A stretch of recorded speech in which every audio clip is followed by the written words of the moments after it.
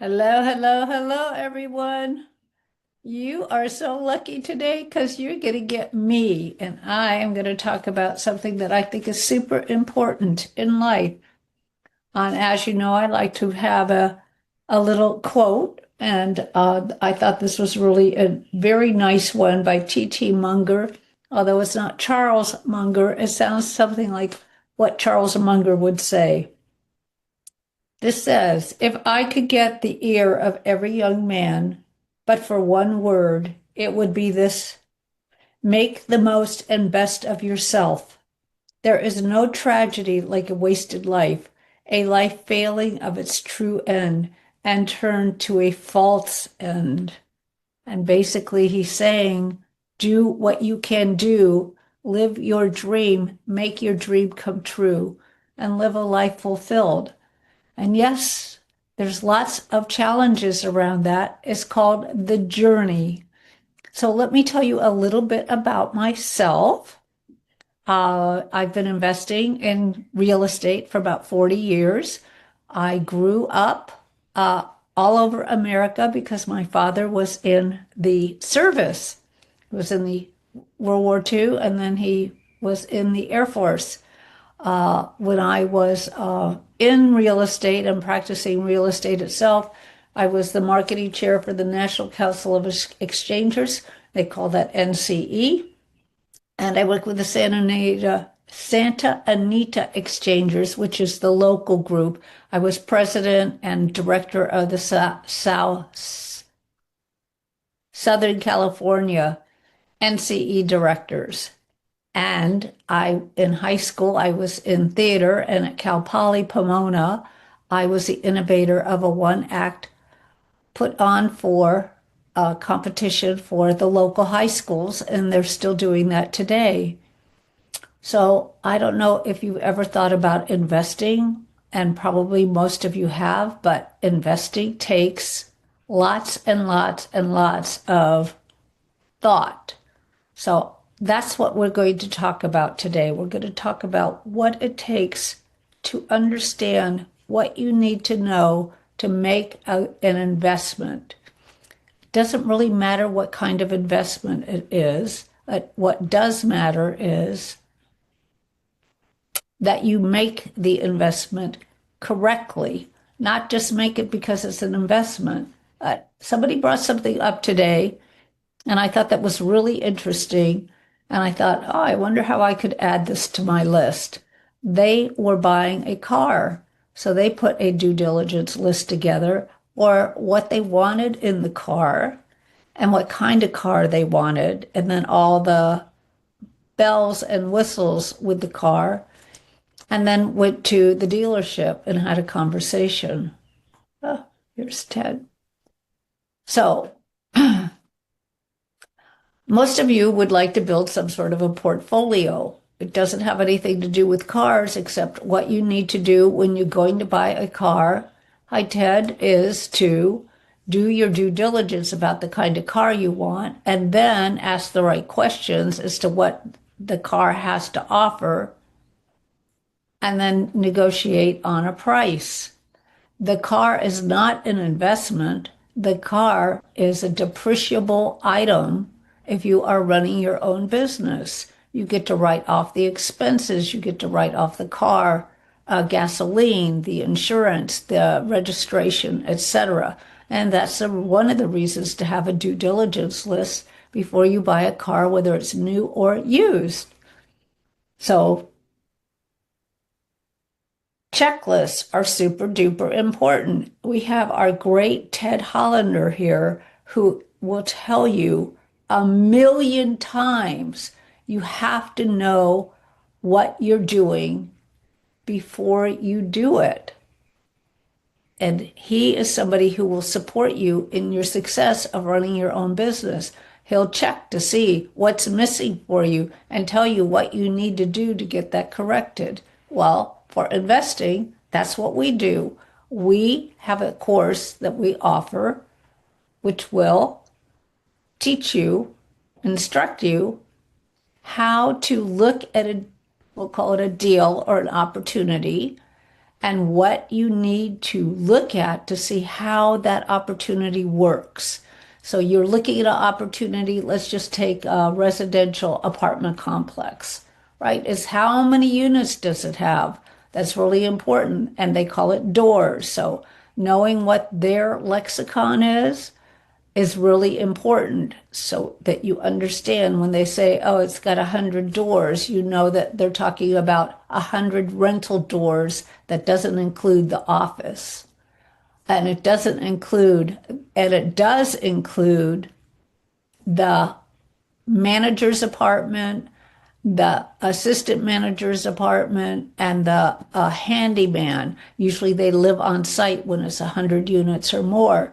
So it may be 100 units, but they're only getting money for 97 units. So there's a question to ask on your list. You would have how many units there are or doors, and how many are occupied by staff.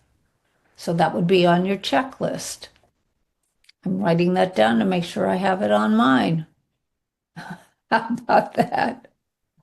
It's just all those little things. If you're looking at a self-storage, you don't need to know about that because most storage units that are built newly don't have any management on site. So everything is being used. Some might have an office, but the people don't live on site. And the place is still open 24/7 because everybody's got a password. So when you're looking at a due diligence list, those are things that you would want to ask about. So no matter what you plan to invest in, you must have that due diligence list, and you need a separate one for each one. Ted, would you agree with that at all?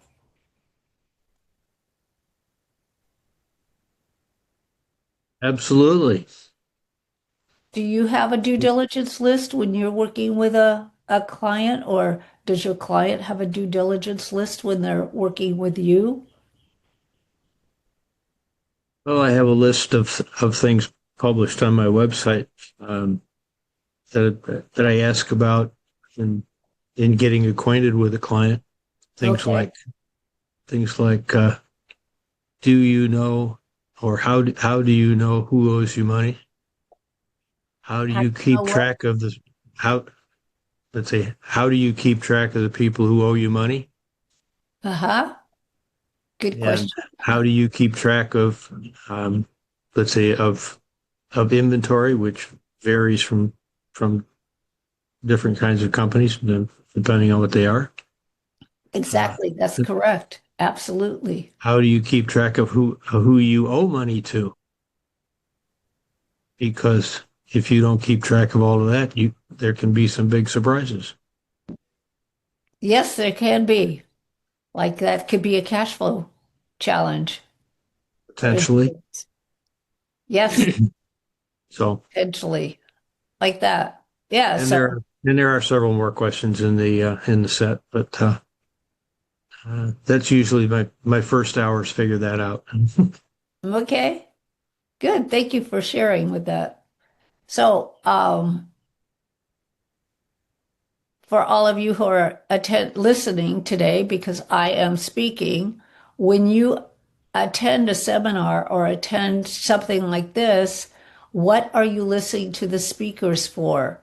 What are you expecting to get out of what the person is talking about? And are you writing down the questions that come into your head when they come into your head? When you go, do you either take your phone or take paper and pen and write down your questions so that you can get them answered? Because there's nothing like walking out of a place and you go, oh, I forgot to ask that question, or I should have asked that question. So write them down and then make sure you get the answers when the time is appropriate. Like we're pretty much open for a Q&A anytime while the presentation's being made, but most of the time we like to wait until the presentation has been completed in their 20 minutes. So get get Peggy, these yes. days there are conversational artificial intelligence engines that can be used to help develop a set of questions that you can ask And actually, a lot of the engines will work something like give me 10 questions to ask about a particular subject, and Yes, and the engine will give you 10 questions. that's right. Now, It they may will. not necessarily be the best ones the first time you ask it, but the thing to remember about most of the artificial intelligence engines is you get better results the longer you keep probing into their Absolutely. into their databases. And Okay. the big commercial ones are generally pretty helpful these days. Yes, well, I've been having an argument with chat for over a week on just putting together a spreadsheet, and it just doesn't seem to know how to do that. And it, There's and no there's no substitute for expertise. I understand that time though, and then you wonder, did it really save you time? So back to the questions, the 10 questions you might have asked your chat. You have to make sure they pertain and you have to make sure that they are real questions. The thing that's most important is don't leave with a confused mind, because a confused mind always says no, and a confused mind doesn't get moved forward. And the whole idea of going to these seminars or listening to speakers is to start moving forward, to get new ideas, to open new doors for you. So if you're really interested in creating a good due diligence list, there is a course you can take. Yes, there is. You'll never guess who's presenting that course. If you are really interested, let me know right here. It's an introductory course on the basics of money with some tips for money for today and the money for tomorrow account. So we believe that you should have money today that you could access anytime you want, and money that you're building for, you could call it retirement, or for after you're 50 or 55, where you could then take money out of that if you wish, or keep building it for your retirement. And it's not just about having the money in those accounts, it's building the money in those accounts so that there's always money there. It's super important. Do you really want to outlive your money? Because guess what? Broke sucks badly. So I have a 2 hour course on Sunday, July 20th. It's from 9 to 11 a.m. It is a complimentary course for the couple of hours so that you can learn more about how money works. That's the basics. If you don't understand how money works, how are you going to make your money work? That's the real question. So it's going to be on Zoom. We always like to do things on Zoom because then we can be international or at least national. So let me know. You can go to LinkedIn or go to Facebook and private message me You or can be DM. international on Zoom. You can't do international on Zoom? I said you can be Yes. international on Zoom. Yes, we've had chats with people in Mexico and in Germany and several other places. So if you're interested in having your children reach their first $1 million by the time they're 30, consider purchasing this book. I got to show you the book because I'm very proud of this book. And having your children reach their first $1 million by 30, consider purchasing Build Your Nest Egg, Discover the Magic of Money and Investing. And it's available on Zoom, and it's by Peggy Beauregard. That's me. If you didn't know, that's me. Took me a year or so to write it, because when you're trying to pull out 40 years of investing and make it simple so that a 3-year-old can understand it, which maybe they can't, but you as a parent reading this to them can understand it and explain it. And sometimes you might call this a reference book. So after you read the whole thing, you'll want to keep it. So when the children are asking you, or you might think of, gee, what was in that I can't remember? Just go back to the book. It'll be there like that. So Amazon is where you'll find it. And I think this is really important. We have the ultimate investment protection system, and we walk you through that for the successful decisions by learning how to do even better due diligence. Even if you're already doing some, maybe you need to learn to do a little bit more. If you've ever lost money or the people you're working with aren't doing what they say, such as reporting to you quarterly, or they've stopped their cash flow, it would be really good to know about these things. So we're the nest egg builder. We've been in business since 2006. We pivot when things change, and you can get a hold of me at, like I said, LinkedIn or Facebook. You can direct message me in both of those. I prefer LinkedIn, and or you can set an appointment with me at calendly.com/Peggy Bowe. And thank you for being here today. And what questions do you have? Or what comments do you have? You want to describe some of the concepts that are in your nest egg book?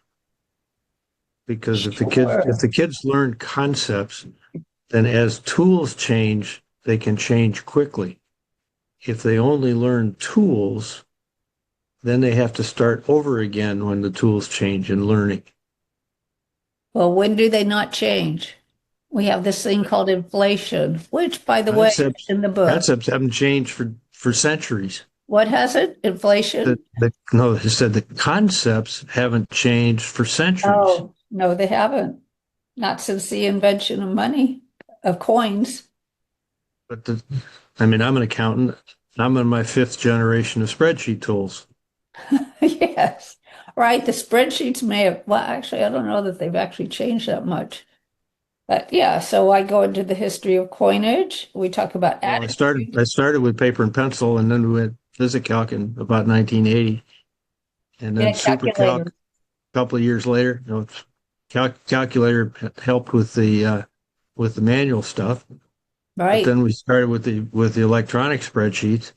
The point is, if you know how to do a spreadsheet, it doesn't really matter what the tool is. You could just the new tools have little different cosmetics, but they still do basically the same things. We hope better, faster. I'm sorry? Did you ever use an abacus? Is that what it's called? I never did, but there was a funny story about back in my early days at Arthur Andersen. We had some visitors from the Tokyo office, and they challenged one of some of the local staff to a contest who could add a column of numbers faster, somebody on a calculator or somebody on the abacus. And the fellows from Tokyo on the abacus beat the people on a calculator hands down. Well, they do their math differently, I understand, in Japan. So, yeah. It's still math. The issue is the tools are better. I mean, the tools just keep getting better and better and better and better and better and better. Yes, they do. Maybe. Like I said, I'm still having a chat.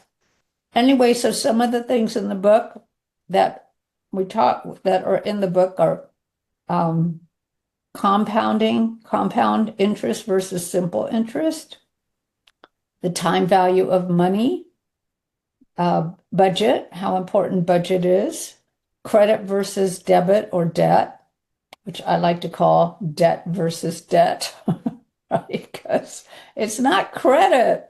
That's the part that just drives me nuts. They say, oh, it's a credit card. No, it's not a credit card. It's a debt card. It puts you in debt. If it were credit, it would be giving you something. If you use a credit card properly, it's a bookkeeping service.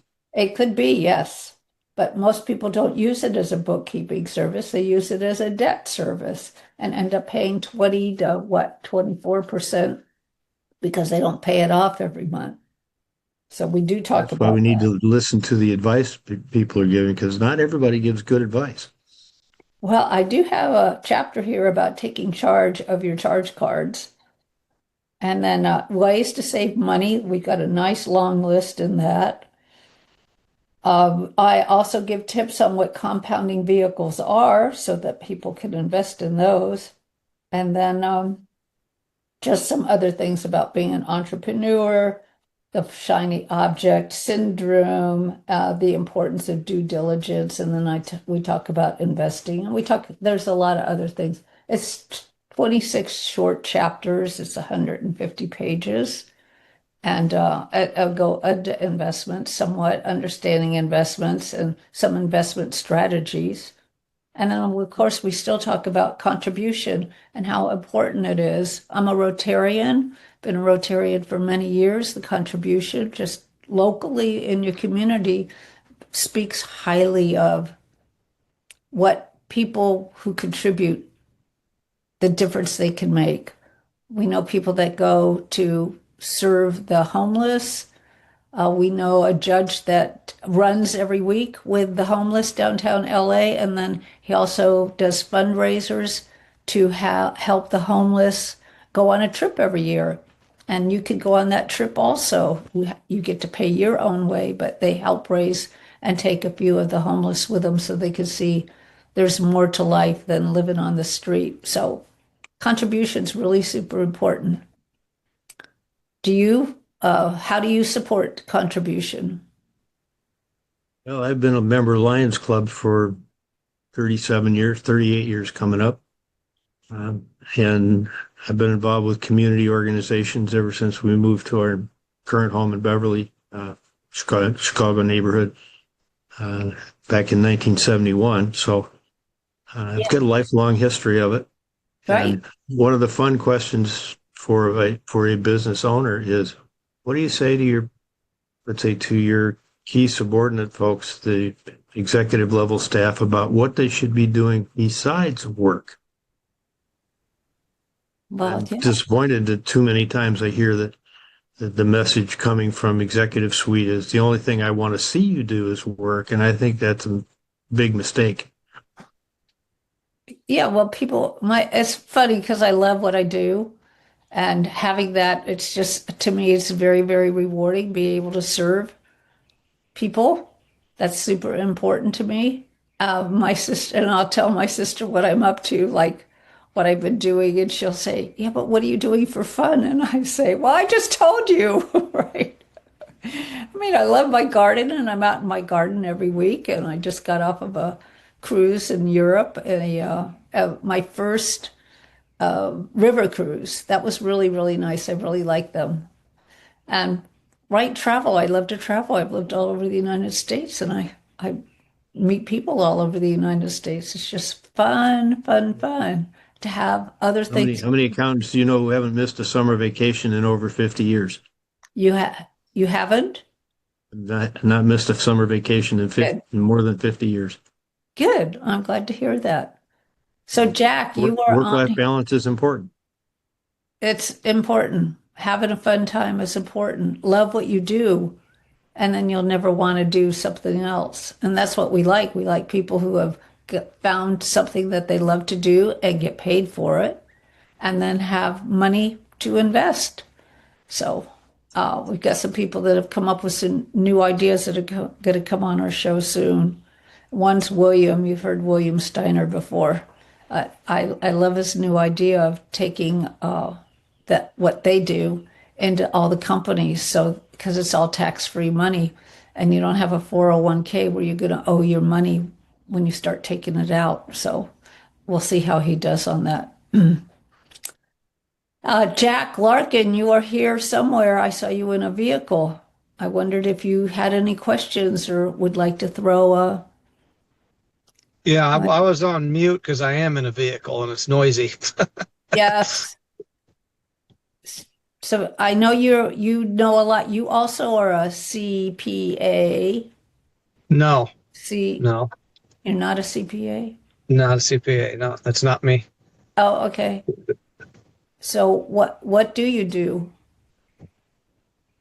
Property management, mainly single family homes. Then Yes.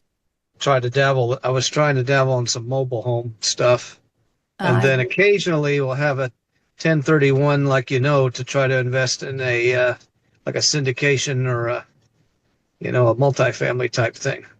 Which is fact, we've got another one now that we just sold. So Oh, that's right. A Uh, new one. A new one. a new one. Yeah, well, we Yeah. should talk again about that. Uh, I don't know that I've got anybody right now that's got anything, but it's always good to support you in your success on that. But we could Yeah. talk You have about them. you've given me a bunch of you know people out there that are doing it and are accepting it, and you know I've when I need to, I reach out to them, and you've provided those contacts, so I appreciate that. Sure, no, we'd like you to be successful in that. And yeah, you have to decide if you want money today or if you want money later, right? Right. That's part of that checklist that we've been talking about. Or taxes later, or taxes never. Or taxes never. That's right. Yeah, exactly. Is it coming out of your Roth or No, this one's just it's the proceeds from a sale of a single family that we're going to try to 1031. right, right. But you can own a Yeah, home in your Roth. you can, but no, this one's not. Okay. Well, do you have any questions or any other thoughts you could throw into the conversation we've been having today? I joined a little late, so I didn't get the front end because I was trying to join in and I was having problems, but what I didn't get the very beginning Oh, okay. Yeah, subject of what was going on. I was talking about how important it is to have a due diligence list, and I'm offering a course on the 20th for people who would like to learn the basics of money and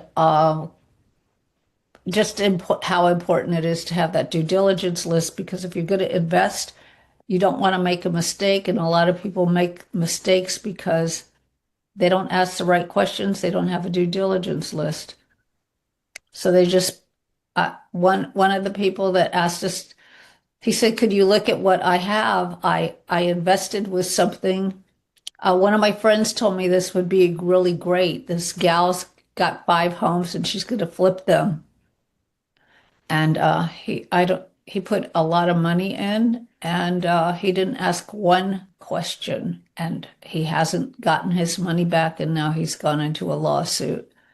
If he had a due diligence list or if he had spoken to us ahead of time, we would have gone over everything with him and made sure that he was asking the right questions. So I don't know whether this person has any experience, but my bet is she doesn't, or she wouldn't have lost their money. So my understanding is they went into foreclosure. And when I looked at the numbers, I could see why. So it's so important to do your due diligence. It's better to pass if you're not sure than it is to lose your money because it takes so long to make it. It's not easy. So we I, have some newcomers too. Yes, I, Jack. yeah, so yeah, usually I'm able to come up with it. I don't have a list, and I probably will take you up on that course because it's good to have something in front of you to do that. I can generally sit there like and think of everything and ask due diligence questions just from experience, but it would be good to probably take that course that you're offering and just have that in front of me just so I don't have to like think of the same things or different things every single time. Yeah, it's really simple. You write it down and then you use it. And then if you're a flipper or buy and hold, you're going to ask different questions than if you're a passive investor like that. But the course I'm having on the 20th is it's just the basics for the basics, which of course we will then offer the next course, right? Jack, quick question for you. How did you decide which segments of the real estate market you wanted to be in? My father was in the military for 30 years, and while he was in the military, he started doing single family home flips and rentals, and so that's how I got into it. And so I kind of followed along, got into the single family because he was in the single family, and then rentals, and then mobile homes. I kind of branched off on my own, and then I stopped in about 2006 or 7 in there when the market was really hot before it crashed. And I was buying. I don't know if you heard of Lonnie Scruggs. He Deals on Wheels. He was doing how to buy and then finance. Excuse me, buy and sell mobile homes within parks using owner financing. And back Mhm. then, you could buy mobile homes for like $2, $3, $4,000 and just sell it for $8. Get almost all your money back out of the down payment and just sit back and get little $300, $400 checks. And I liked that until the parks started selling off, and then you were left hanging with old mobile homes that you couldn't move. And so I got out of it. And I've just recently tried to get back into it, but now I'm seeing that even those little deals in parks are so expensive. They are. Even these older mobile homes have appreciated, not depreciated. I know. Isn't And that so, amazing? yeah, and so it's hard to do that again. And then I haven't really got back into it. I'm still trying to see, but yeah, that was something I kind of branched off in on my own. And then the multifamily just kind of came about with these 1031s. I was like, I don't want to really do rentals anymore with single family. It might be easy just to 1031 into something and take a passive role. Right? So that's kind of how the multifamily. I'm not an active, so to speak, in the multifamily. Just occasionally, when these 1031s come up, you know, maybe look into doing something passive. Okay. Well, we'll talk. But thank you very much for your input. That was really great. No problem. And we have Eugene has joined us. And Eugene, you missed the presentation, but we're happy to have you join in on the conversation anyway. We're talking Thank about, you. yeah, we're talking about doing your due diligence, understanding the basics of money, and then putting a list together depending on what kind of investing you're doing. So are you investing? Well, actually, I'm driving. I'm so sorry. So it's Oh, going to be a that's little okay. difficult. I just tried to listen in on, what you guys offer and what you guys do, and talk about. But yeah, I've been in the space for a little bit now, about almost a year, and it's in the multifamily commercial real estate space. I'm currently an underwriter, and I try to look at properties and Georgia, North Carolina, South Carolina, and just try to see what I can find. And it's been pretty difficult, right? To say, it's been not as easy. We have found and submitted some LOIs almost, that we've gone into that portion of the due diligence, and it's been quite hectic at that point. So, we never made it through, right? So, Yeah. but not acquired a property yet.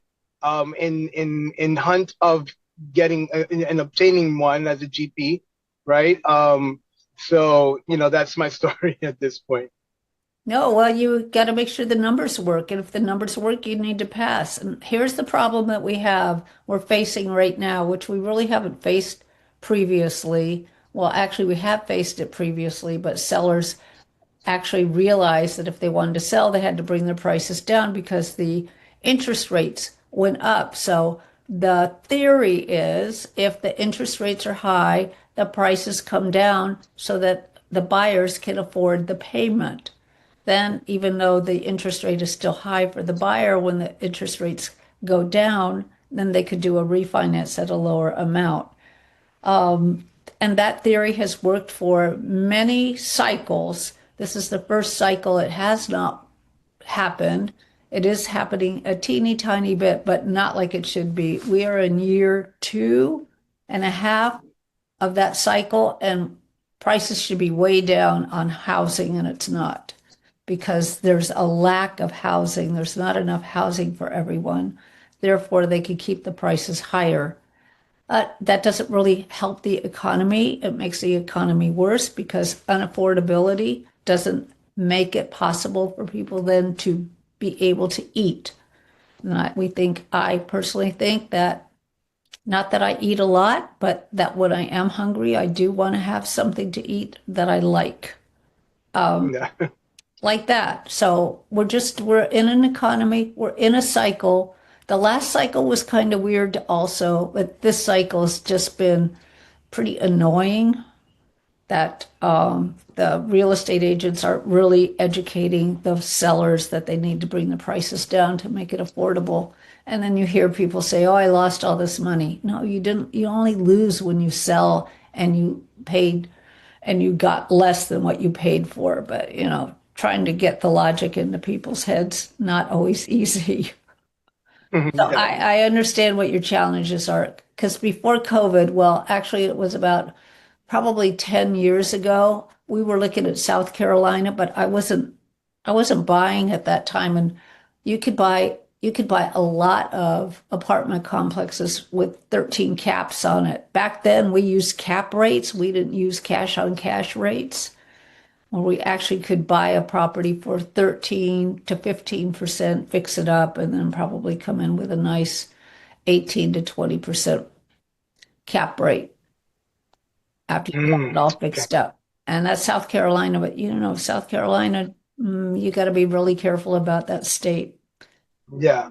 Yeah. Over, 100%. yeah, by the water, you're okay, but you move inland and boy, it's a different world. Yeah. That's what I hear. The water, that's where you want to be. Yeah. And are you looking at that in North Carolina also? Yeah, North Carolina is not as bad as the South Carolina, No. but it's expensive too, though. So it's kind of like, and Georgia's a little weird. So it gets complicated there. You can find, but then the neighborhoods are somewhat, difficult too as well. So Yeah, it's so a challenge.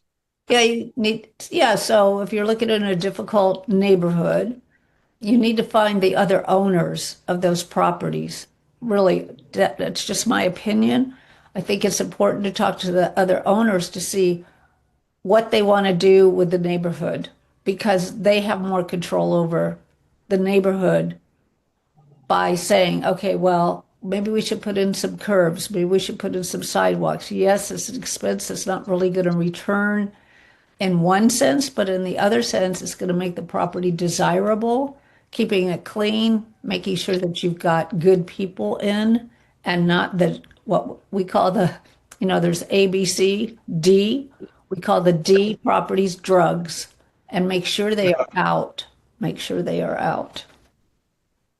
And just Yeah. because you have a cop staying there doesn't mean you've got the right cop staying there. So you have to look at who you invite in that you think is going to help protect the property. Sometimes we found that giving away a unit we did that on a small, but what happened, the cop put in his girlfriend, married cop put in his girlfriend. We went, Oh no. yeah, right. That's not going to work. Oh no. So, Well, it worked for him, I guess, right? worked really well for him, but as far as I'm concerned, that Oh didn't my help. goodness. It didn't get rid of the druggies. They didn't Oh care wow. because the cop was never outside watching what was going on, right? Yeah, yeah. So Yeah. what were you guys talking about? A due diligence course or something? Yeah, so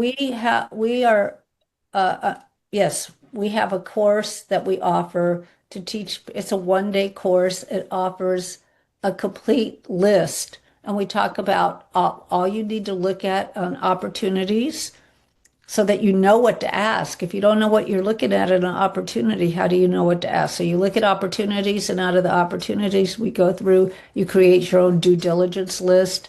And I'm basically letting you all create your own to begin with so that I can understand where you're coming from when you do your due diligence. And then I will go over, like, here's what I've got on mine.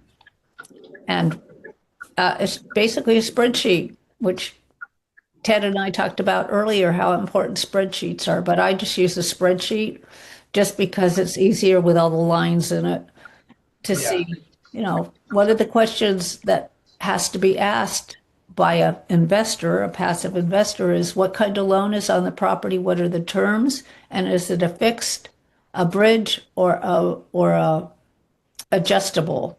Because if it's an adjustable rate mortgage, you don't never invest. That means they're not protecting you, the investor. And we know several people that have lost their money because they went into an investment that had adjustable rate. Yeah, it Mm. looks good for you, the investor, but it's really bad for your passive investors because look what happened. The rates went up and then they started telling everybody they had to bring in more capital. That's not right.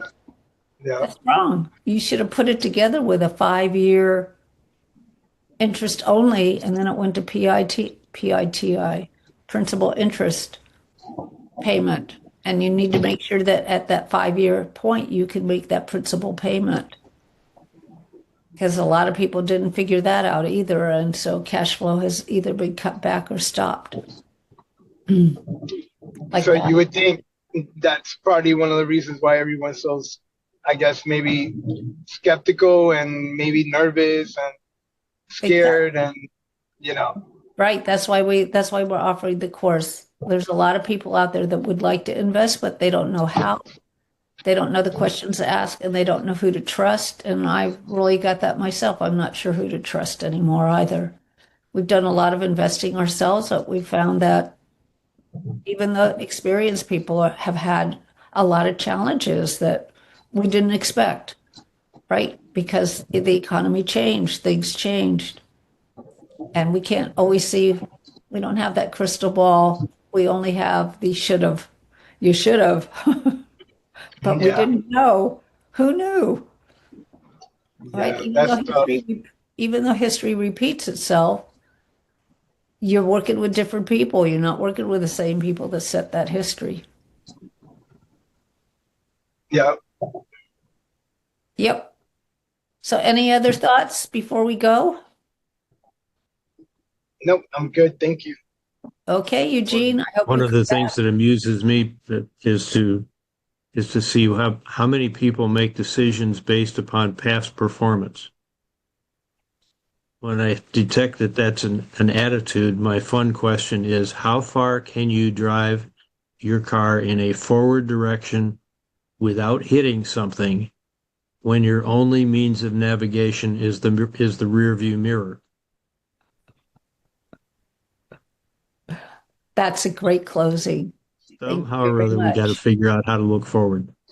Thank you. Yep. You can't drive backwards that way.